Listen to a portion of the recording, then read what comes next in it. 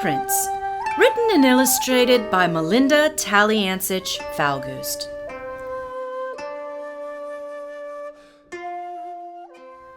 Far across the great wide world, where the sun melts into liquid gold, a magical land floated on the big blue ocean. Its long arms stretched deep into the past and far into the future. Many people lived in this beautiful place. Silent monks and noisy fish vendors. Busy businessmen in suits and giant sumo wrestlers.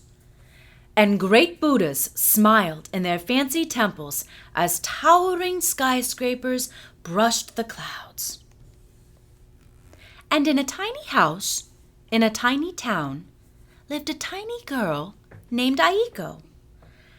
Every night, when the sky faded from evening blue to a dark purple, Aiko stared out the window of her little room at the wide velvet sky and felt very small. How, Aiko wondered, would anyone notice such a little girl? And every night, Aiko would fall asleep, her tiny head dreaming of big ways to be noticed. On a bright morning, Aiko helped her grandfather in their small garden. As her tiny toes curled in the damp brown earth, an idea popped into Aiko's head. She pushed her feet deep into the mud until they were black and dark. Then she ran into the house, leaving a muddy trail of tiny footprints across the tatami mats. "Aiko!" Grandmother cried. "What are you doing, child?" Aiko bowed her head. "I just wanted people to know I was here." "Well, now that I know you are here, I want you out there," Grandmother scolded as she pointed outside. "Now I must sweep all over again." As Aiko shuffled sadly from the house, she heard Grandfather chuckle softly. "Why are you laughing, Grandfather?" Aiko asked. Grandfather wrapped his arm around Aiko's tiny shoulders.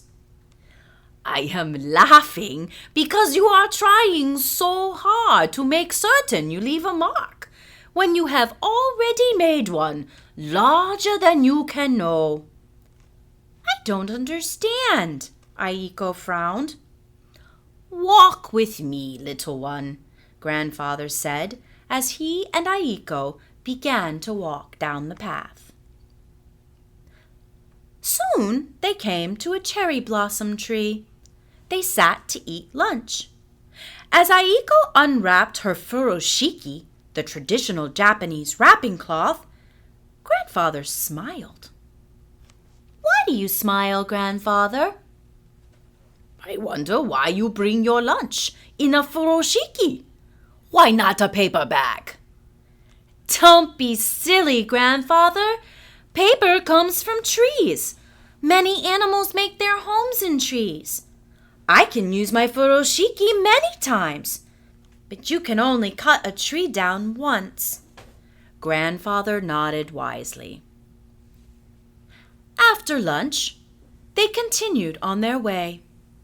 Aiko wiped her hand across her tiny brow. "We have walked a great distance," Grandfather said. "Perhaps you would rather we use a car." Aiko shook her head. "Oh, no, Grandfather. I enjoy the fresh air and walking with you. If too many people use their cars, the air would no longer be so fresh, and I would be unable to spend time outside with you." Grandfather nodded wisely. As they walked along the path, Aiko's toe hit a round rock. She reached down to retrieve it. She carefully brushed the dirt from its surface and placed it in her pocket. Grandfather smiled. Why do you smile, Grandfather? Aiko asked. I wonder why you picked up that rock and put it in your pocket, Grandfather replied. Surely it is of no use.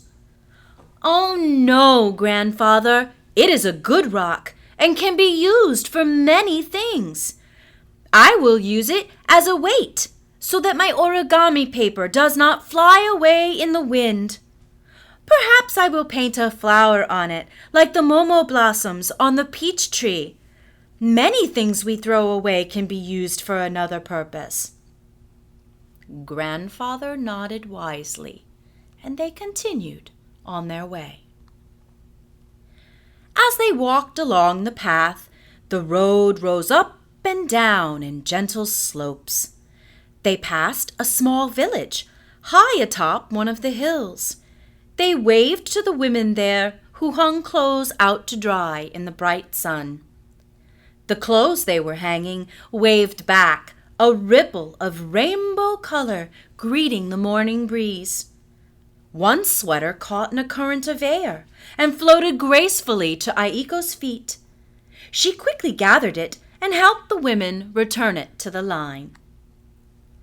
Grandfather smiled. Why do you smile, Grandfather? Aiko asked once more. I only wonder why you helped hang the clothes to dry out in the sun. Surely in this marvelous world there are faster ways to dry them, Grandfather replied.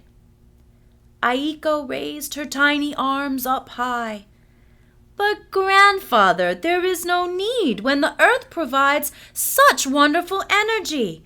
We have the warmth of the sun and the friendly brush of the breeze to help us in our daily chores. Grandfather nodded wisely. They came to the great, wide ocean shore. A bird struggled on the beach. Its wings were trapped in an old fisherman's net. Aiko rushed over the wet sand, leaving a trail of tiny footprints to help free the bird before it became terribly hurt. Again, Grandfather smiled. Why do you smile, Grandfather? Aiko asked. I wonder why you helped that bird, Grandfather answered. His wings might have been broken in the old net. He would not have been able to fly. It would have been a terrible thing to be unable to fly, Aiko answered. Besides, trash has a proper place. Grandfather nodded wisely. Aiko watched the waves roll across her tiny prints, and they faded away with the ocean. The graceful birds soared into the bright blue sky, a beautiful reminder of Aiko's kindness for the world. Grandfather pointed to the majestic bird. You see, little one? Sometimes the biggest footprints we can make are those we cannot see at all. Now it was Aiko's turn to smile.